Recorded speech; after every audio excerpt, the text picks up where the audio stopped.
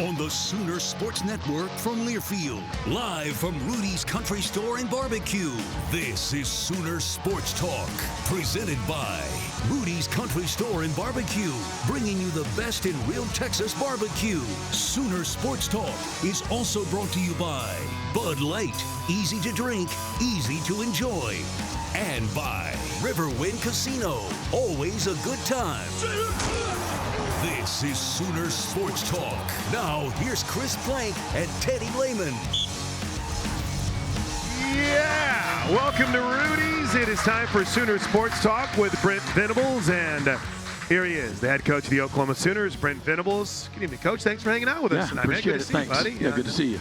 Teddy Lehman's over there. You guys know Ted. Coach, what's practice like today? Getting back on the field to try to wash Saturday. Yeah, no, there's nothing better than being able to get together, see the guys, be a voice of reason, hear their voice, just talk things through, having some real honest conversations with each other, make sure that we all have the right perspective. And certainly everybody's disappointed in the outcome, but not discouraged. I think if you're discouraged, that means you lose confidence, you don't believe, those types of things. We had certainly our opportunities, during the course of the game. Again, I thought the first half in particular really got into a good rhythm on offense and going against a really good defense in Texas. And then defensively really playing really good, physical, clean, sound football, disciplined.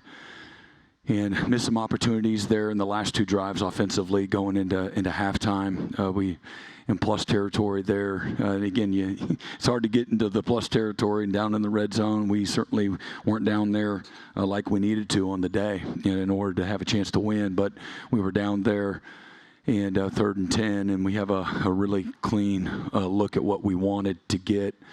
And Sategna one-on-one with a safety, and he's going to be able to catch a runner on a slant across the middle and have a chance to potentially score. And we bobble the snap, the basics of playing and against good people, And again, it's against, because I want to make sure that I don't say it wrong. There's, what we're measured against right now is really, again, you think about our toughest games this year. Michigan, one of the best defenses in the country. Auburn, maybe arguably a top 2 or 3 defense in the SEC. Texas right there in that same exact conversation. And so that's what we're measuring against, and we're certainly not changing the standard, but also how many of those opportunities do you get in the course of a game? Not many, where you get what you want. And we bobble the snap, so we missed the opportunity. We kicked the field goal there. And then, right before half too, where we get the ball down in plus territory, and we get some good positive yards around the 30-yard line there. And we sub. We were not supposed to sub there, and somebody pulls himself out. And so now we're forced either to take the timeout right then and there and or bleed some clock, try to get another play. We use the timeout. We don't have any timeouts left. They're going to play the sideline and not let us get to the sideline. So we had decided we wanted to take an opportunity to throw the ball to the end zone one time, a safe throw versus a certain look, knowing that the middle of the field, if they're going to play the sidelines, the middle of the field might potentially be vulnerable. It was. We throw it on the wrong shoulder, don't see the backside corner closing, and unfortunately we go out of the halftime 6-3 where really you feel like, hey, 13-3, 17-3, 14-3 there. If we hit things, right like you need to in order to, playing championship type of football, which you need to. But felt good going into halftime, defensively and offensively.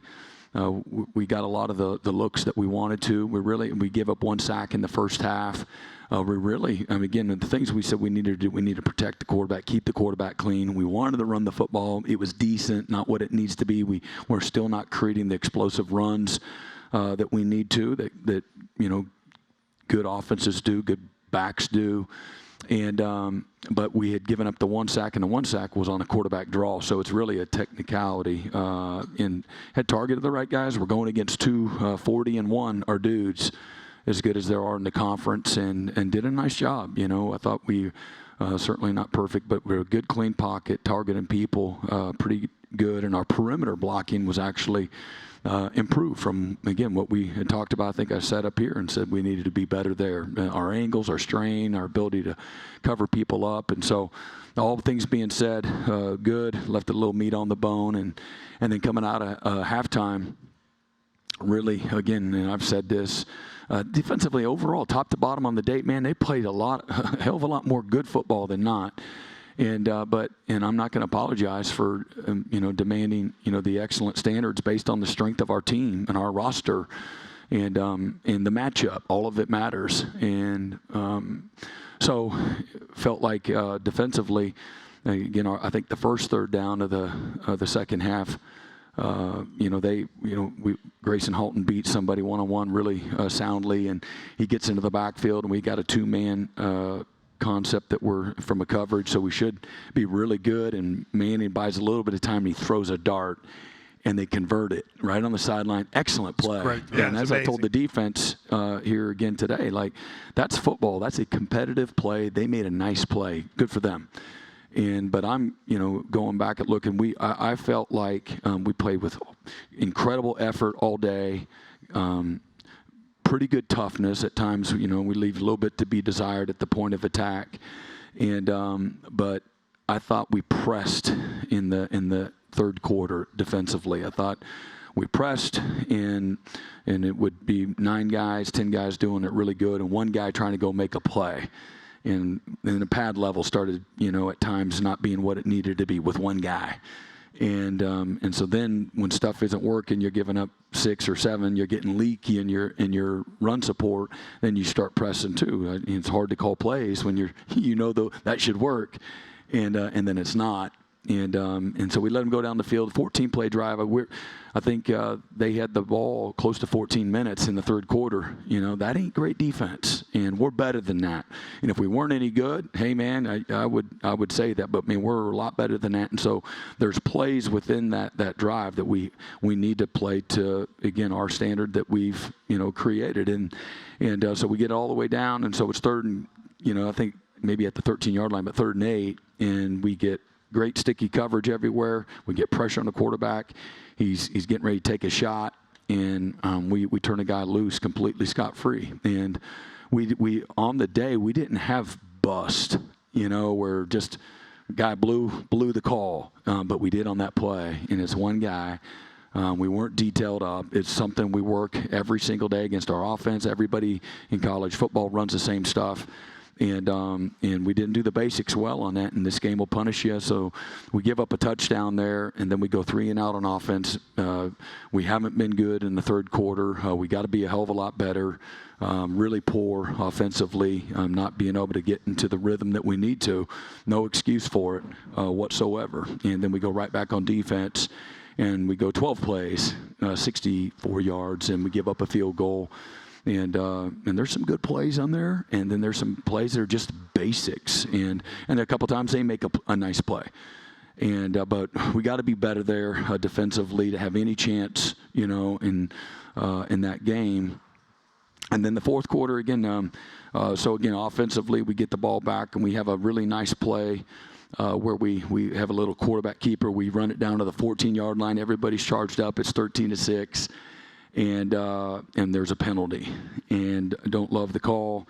That play happens, 20 times in a game and doesn't get called on a play like that. But my point to offensively, and to the tight end is like, where's the only place that guy can go to make the play? He lines up on your inside eye. The only place you can't let him beat you is outside, and so you got to pull with your inside arm and push with the outside arm, and not be balanced on him where he's able to kind of pull away. You got to, just, again, that's kind of simple, but we got to be better there. We can't give them the opportunity to throw the flag, and that takes a huge chunk play in a game where you're not going to have a ton of explosive plays, and you get one, man, you got to make them pay. And the smallest details always have the largest consequences, and it's hard to win when you're beating yourself, and we beat ourselves on that. And so we come right back, and then we throw an interception. We hold them on defense. They miss the field goal, and then we we go back on offense and we get another positive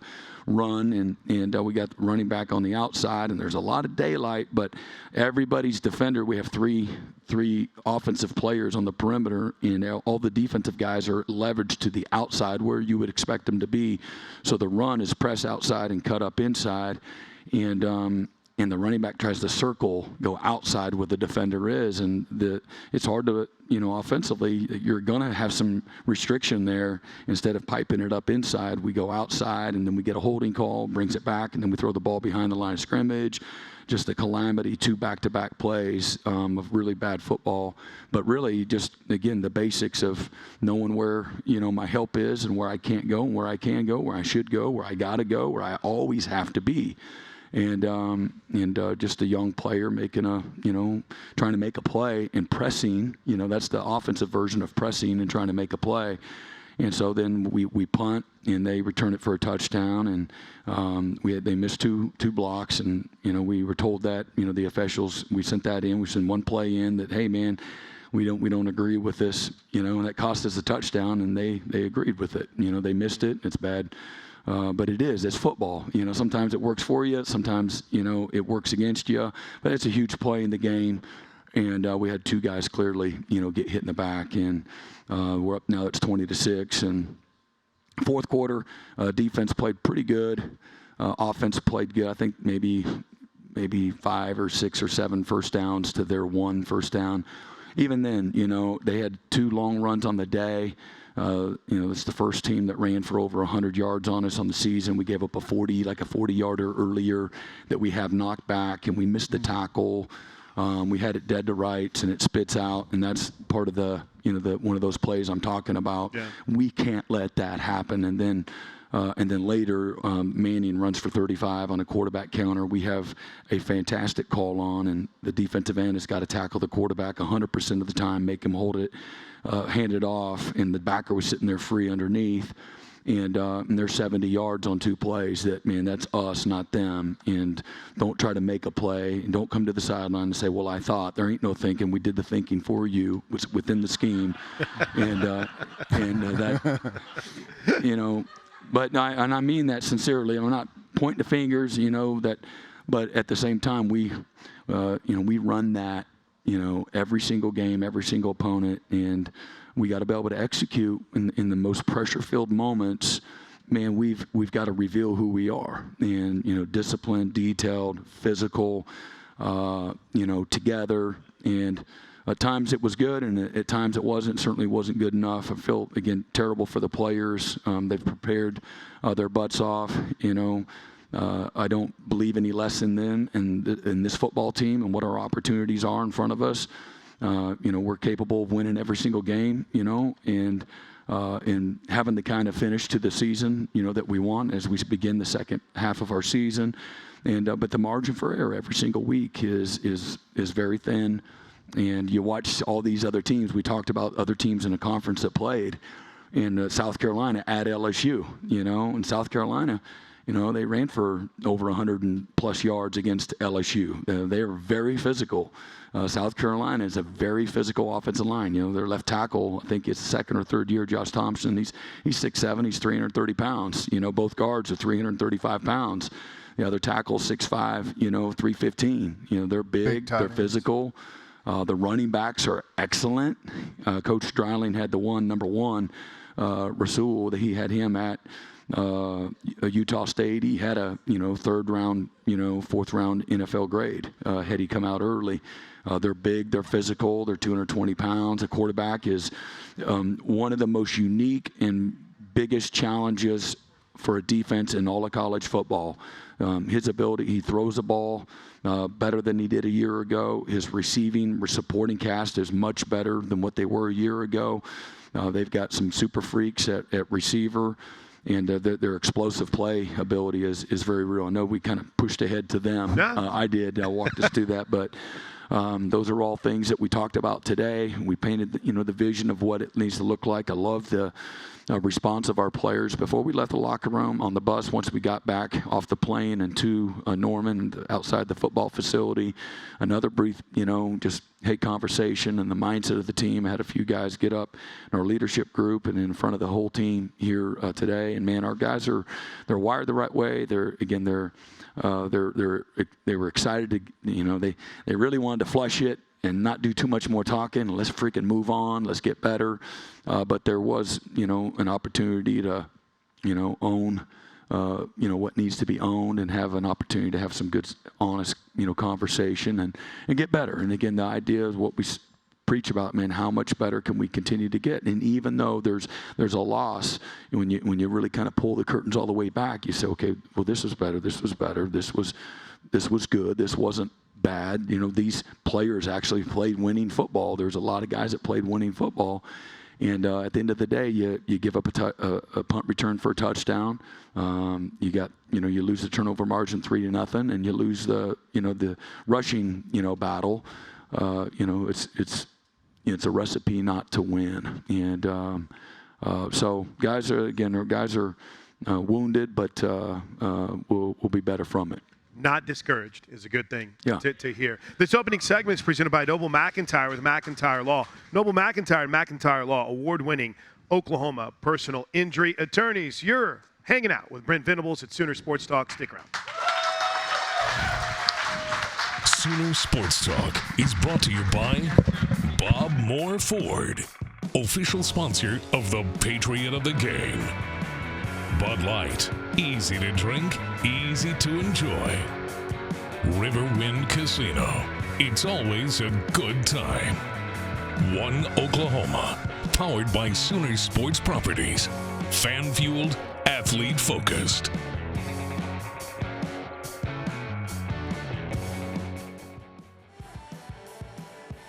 Welcome back to Rudy's Country Store and Barbecue, Sooner Sports Talk with Brent Venables. All right, Teddy Lehman, you're up. What you got? Well, I want to ask you about Mateer. What'd you think? Obviously the build-up coming in, had a lot of time away, was dealing with the thumb. All that being said, how'd you think he performed? Yeah, I just have such a great respect and appreciation for his toughness, his leadership, and he's all in every way, and certainly tremendously talented, had some really good moments and really good decisions. And then a few times, again, he pressed a little bit. He'll be the first to tell you. And trying to make a play, and kind of going through a process, a read, a progression. And but overall, man, I wouldn't trade for nobody. And really proud of him and what he stands for, what he's all about. And he stood up, answered every question afterwards, put the blame on himself. He's meeting with the media right now as this is going on, and he said he's back a full go for practice. So that's a great sign, right? Yeah, amazing. No, there was some soreness and just the muscles around, on the upper part of his hand. And but he had, I think the incision wound, was down there, right? The scab bled a little bit, but it'll only continue to strengthen and get better. But and again, he had full grip and those types of things, but not an excuse maker. He carries the weight of the world on his shoulders. He's one of those guys. He's not a. I've been around players that want to deflect and point fingers and make excuses and things of that nature. Man, he's everything but that. And so for me, man, he's got to be able to give himself some grace, and guys around him got to play well as well. And sometimes we got to put him in a better position, call-wise and things of that nature to help him, as well. But I think it's a credit to you. I think you set that tone, though, Coach, because you're not going to allow someone to say, hey, it's all on me. It's a team thing. And you even said this earlier. It's like, hey, I'm not going to apologize for the excellence that you demand from your defense, because some people are like, I want Brent to tell the offense. Well, I do the same for the offense, too. Yeah. I mean, without question. Right. And, and it's always, relative, too. Got a high standard and high expectations. And then, again, the there's a lot that goes into it, and this is a group that hasn't been together quite as long, and then some of the injuries, and then guys that are, and I'm not excuse making, but when you got some guys that can't go in certain parts of practice because of the, injury, guys just banged up, he's not officially on the injured list and things of that nature. That's very real, and so try to be mindful of that. And again, lean on the strength. The strength right now of our team is our defense, and certainly our special teams have been really, really good. And even that we gave up the punt return, and again, what can you do? I mean, there's certain parts that, hey man, guys are in great position, and then we don't get the the luck of the quarterback breaks contain and the guys getting pulled to the ground, that's a big deal. And same thing on the kicking game as well. So, again, Tate Sandell was fantastic again, and his field goals and our kickoff and our protection was really pretty good all day. And so standard doesn't change, in any of the phases.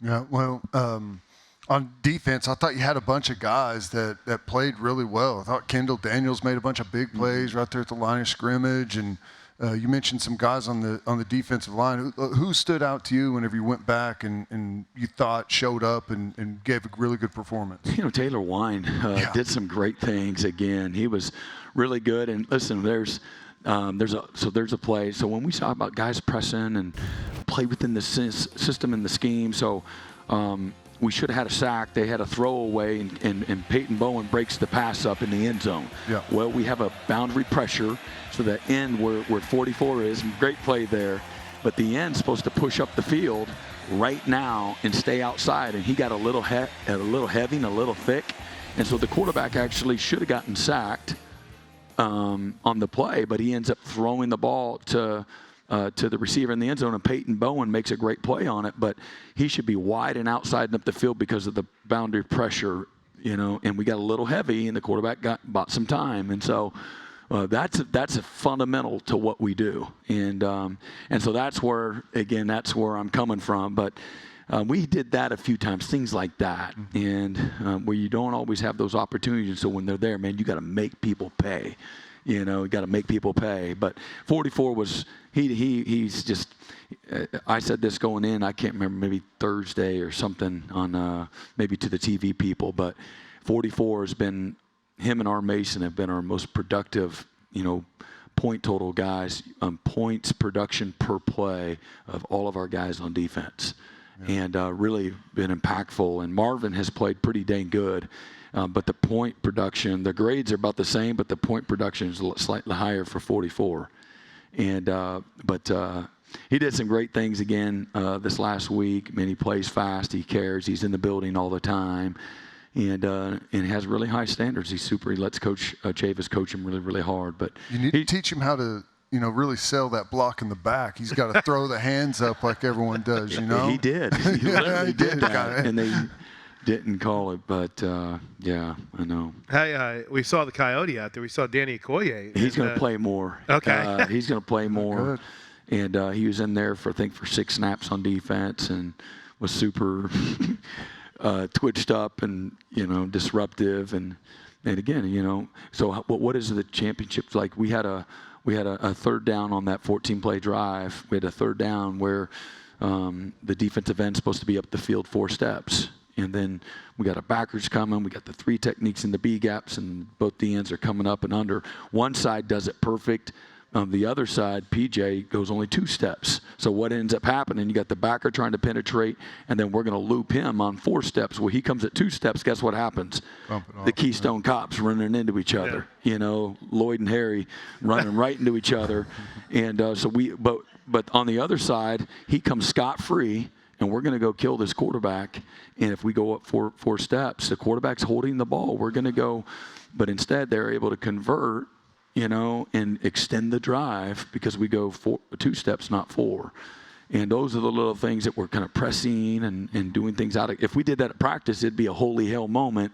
DEFCON 5, reload, get it out, and get somebody else in here. And that's kind of a big deal. And you're grinning because You've lived it. That's what, it should, those same practice habits got to show up. And That's what pressing. He's just trying to go in and make a play a little bit too early, and it makes a difference. At a championship level, it matters. Everything matters.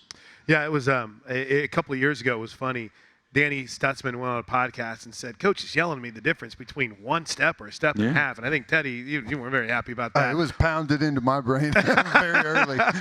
It all matters. It shows you the attention to detail, and you say it a lot, how you do anything is how you do everything, and that's how precise it is. I was talking to Kobe McKenzie. We were in between at practice tonight, and he's one of our leaders, and I'm just reinforcing a lot of things, and we're kind of having one of these conversations, and so, he's asking how, I want to continue to be a vessel for you, to the guys in the locker room. I'm like, you speak my language, nonstop, and it's got to be religiously and non-negotiable, and so when I'm on your butt at practice, and it's communication. I'm on you guys, calling you the worst communicators I've ever had at linebacker, and it's not necessarily the truth, but in the moment I feel like it, and I want them to feel that pressure. I'm trying to create the pressure. You didn't communicate. He needs to hear you. He's not. Kobe's telling his side. You got to tell your side, and if it doesn't matter to you, who's it going to matter to? And so. But you've got to carry that torch and that weight. That's something I'm not going to take away from you. I'm going to take away a lot. That's my job as the leader of the program. I take stuff away from you and give you what you can handle and what you should handle. But that right there for the locker room in the moment at practice, I don't want to always be that guy. I need you to be that guy. And when you do that, and these guys have been great, trust me, it's just reinforcing. It was another moment for me to reinforce, this is why. This is why. This is why. It shows up on game day, good or bad. When everything's kind of even, these are the things that are magnified tenfold. That the game will love you back, or the game will punish you for these things that we're talking about, and you don't get to go back and do it again. And that's why they motion to empty, they take the tailback, they motion them out. It's 3rd and goal, man. We got to make people pay. We got it. Everything's sticky in coverage. That's a 4-point swing in a one possession game instead of them going up 10 to 6. Now it's a 7-6 game. Now instead of being 13-6 with 7.5 minutes to go in the game before we kick off on the punt, or we punt to them before the punt return for a touchdown, it's 13-7. Instead it's 10-7. And man, we're through all the crap that we're not doing right, that we need to be better at. Man, we're within a field goal. If we just do the basics, a little bit better, be better at the basics. And so I'm not going to shy away from or quit saying that, because that's football. And sooner or later, you just kind of make this incremental improvement, and you make those plays, and the timeliness is there, the strain is there, the leverage is there, the toughness is there, the belief is there, and you have your breakthrough, and you win those those tight games. And that's what the next several weeks going to look like. I brought up Georgia. I love watching Georgia, because Georgia is so comfortable in the struggle. In the one possession game in the 4th quarter, man, they normalize that struggle. They're so like, oh, right, we got them right where we want them. And it's like it's week after week after week, year after year after year. And I love to see that. It's a skill too. You got to develop it. Yeah, you learn it's a skill. The patience, the toughness, the anxiousness. They reach the ball over. Whether it was a fumble or not, I don't know. But man, they punching the ball out. They make the play. They make the plays. They get the stop. They make the conversion. They make the 4th down play. They kick the field goal. They put it on the back shoulder. They make the competitive play. They run through the trash. They fall forward. All of those things reveal itself, when you're at a championship level. And man, we're fighting like hell to be. We certainly weren't there like we needed to be in the right moments. Unfortunately, disappointingly, on Saturday, but you're not. It doesn't take much to be on the right side of it or the wrong side of it, and you create that, through habits. You create that through your mindset. Mindset's more important than talent. Talent, do you need to have some? Hell yeah. You can't have a bunch of, stiffs out there and a bunch of ham and eggers, guys that can't play, and then beat these teams that have these racehorses. but we have what we need. We have everything that we need, and but we need to all three complement each other. And I think Saturday was an example of, and again, I go back to the to the defense. Man, we didn't give ourselves a chance to come out here and have a really good start in the second half, and so for the defense, man, they can carry that weight. But anyway, those are all the things that we talked about, and several other games, in the SEC were just like that. Whether it was A&M, Florida, Alabama, Missouri. Even South Carolina, they played Missouri a couple of weeks ago. It's 29-20. It's a one-score game, all the way till it wasn't. And so that's the SEC, and to get used to it, embrace it. The segment's been presented by Dos Equis. Dos Equis, the official import beer of OU Athletics. Go for Dos. Enjoy Dos Equis responsibly. We'll preview South Carolina next. Stick around. Sooner Sports Talk is brought to you by OU Fan Shop. The best place to gear up for game day is shop.soonersports.com. Sooner Kids Club. Log on to Soonersports.com/kids for information about joining the Kids Club presented by OG&E and brought to you in part by Devon Energy. Walden Cleaners and Laundry, where the difference is quality.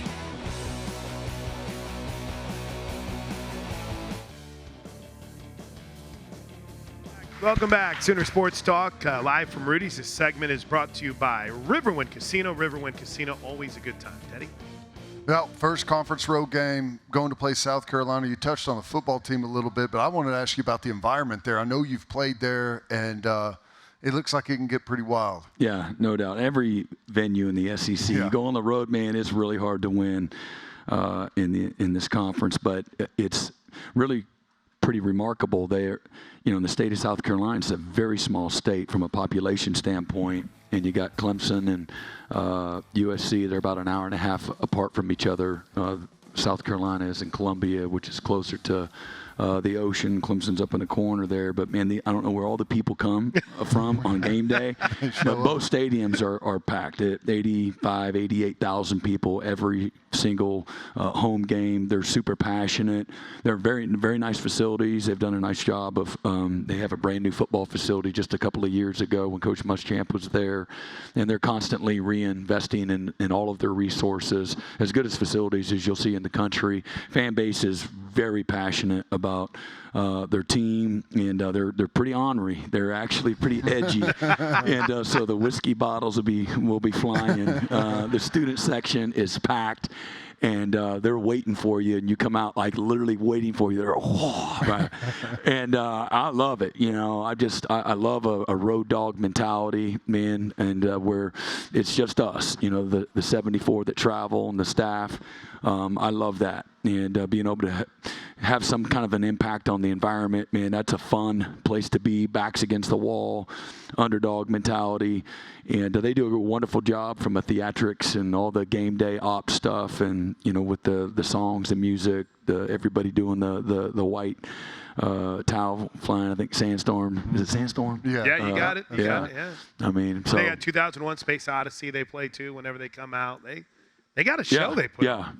Night games are a little like everywhere. I mean, you don't want to be a victim of the night game scheduled as a road dog, and I say that doesn't matter to me, honestly. I really don't care, but that's what they say. But it'll be a noon kickoff, and here's what, again, I know, and I talked about their fan base, but Coach Beamer's done a nice job that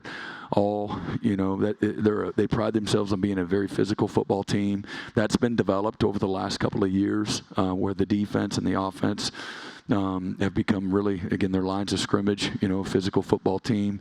And then they take pride. They're going to win games in all three phases, not just one. And their special teams has created a lot of explosive plays, and I think they lead the SEC. They had 2 punts returned for touchdowns.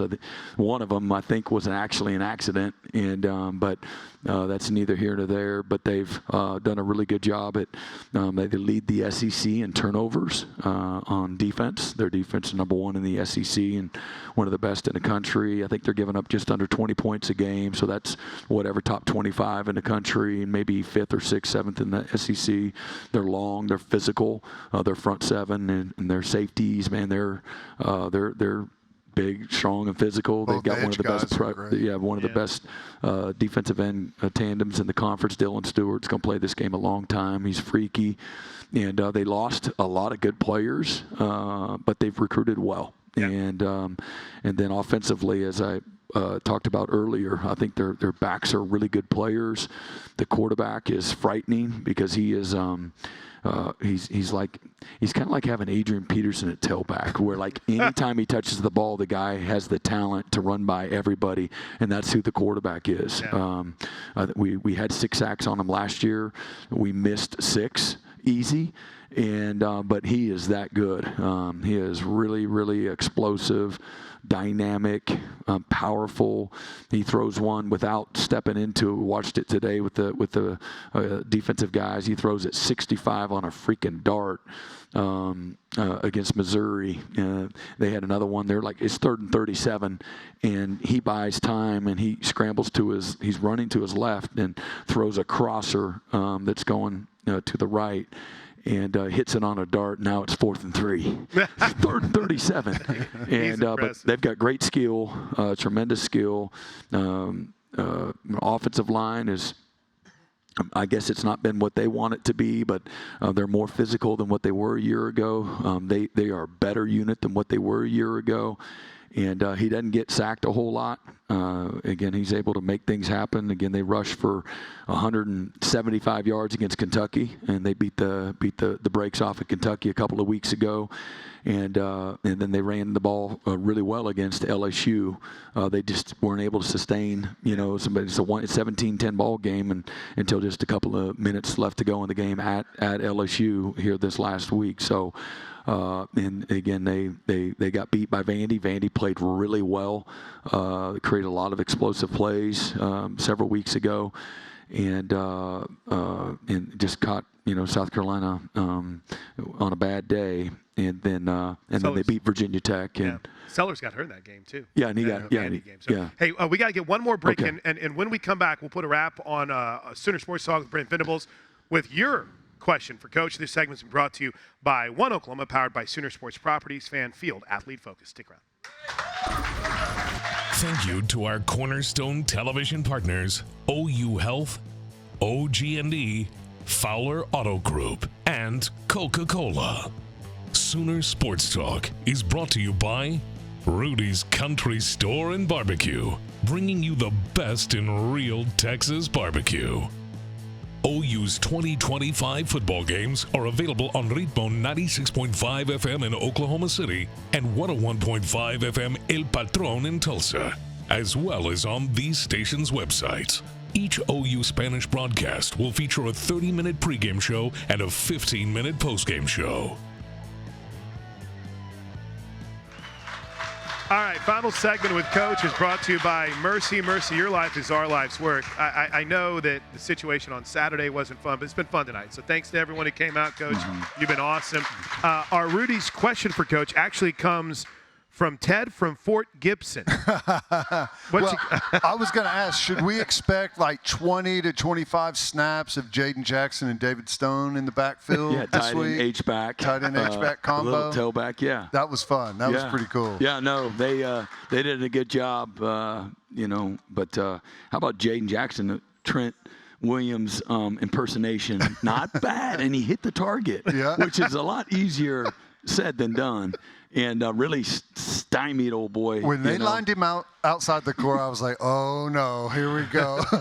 Someone's going to get him at full speed. Something's got to give. And fortunately for us, we kind of almost popped it out of there. Mm-hmm. There was a nice gap inside that was a tight gap. And Xavier did a nice job of kind of getting thin through it and getting the first down. But that was great to see those guys out there, no doubt. Remember, for the best in real Texas barbecue, Rudy's Country Store and Barbecue. And in our final minute here, Coach, there were some really good things we saw from the young guys. Danny Okoye, we talked about earlier, but, Toy Blaylock did some nice thing, and Michael Fasusi as well. Yeah, both those guys. Fasusi, I was super impressed with him. He had one time, and maybe in the first half, maybe early in the third quarter, where he's got chip protection. He let the guy inside, the only place you can't get beat. But, man, he really did a bunch of great things. And that is the position of any position, maybe other than quarterback, for a true freshman. The way he's playing right now is unreal. So he's just getting better, and he's such a hard worker, incredibly high standards, and, man, he works at his craft. But Torrey was fantastic again, really had some good, tough physical runs, showed his explosiveness, and for a guy that isn't real big, quote unquote, it's not small by any stretch, but, man, he plays strong and physical and confident, and he led the team today to start practice. First time he's done that, and I'm like, man, this is way overdue, because he's been a guy, as we've been bragging on him for the last several months, and really proud of him. And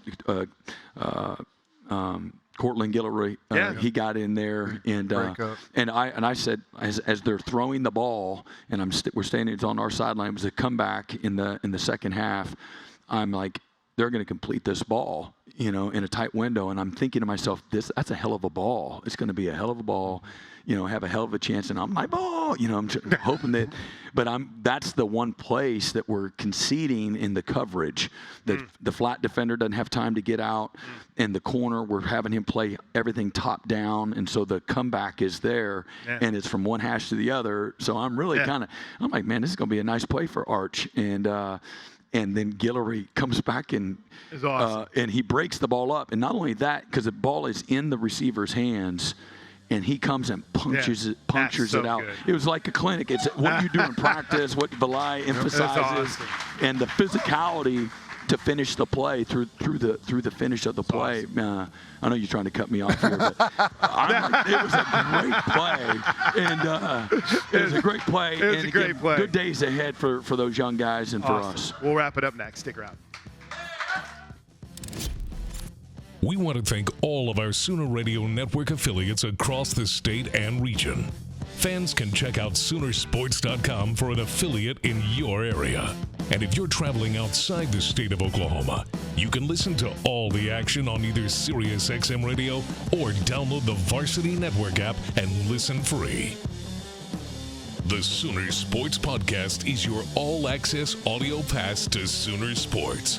Listen as Toby Rowland and Chris Plank talk all things Sooners. Log on to Soonersports.com/podcast or search Sooner Sports Podcast in your favorite podcast provider. The Sooner Sports Podcast is presented by Allstate and Riverwind Casino.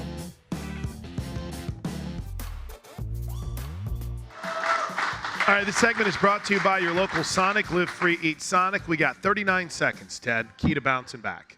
I'm not worried about it. You heard all that, right? That's pretty inspiring. They're on the details. Listen, we got a championship-level defense. They're going to continue to play really good. John Mateer, he was coming back from the thumb, hadn't practiced all that much. He wasn't sharp. He's going to play a heck of a lot better. I'm not worried about him, and I think everyone else is going to come along. And this is going to be a big challenge, but you go out there and get this one, win, you set yourself up nicely. You're the man. Thanks, Teddy. For Brent Venables, for Drake, for producer Craig, I'm Chris Plank. We'll see you next Monday night. Boomer Sooner, everybody. Sooner Sports Talk has been brought to you by Rudy's Country Store and Barbecue, bringing you the best in real Texas barbecue, and by Riverwind Casino. Good times, great rewards. The preceding has been a Learfield presentation on the Sooner Sports Network.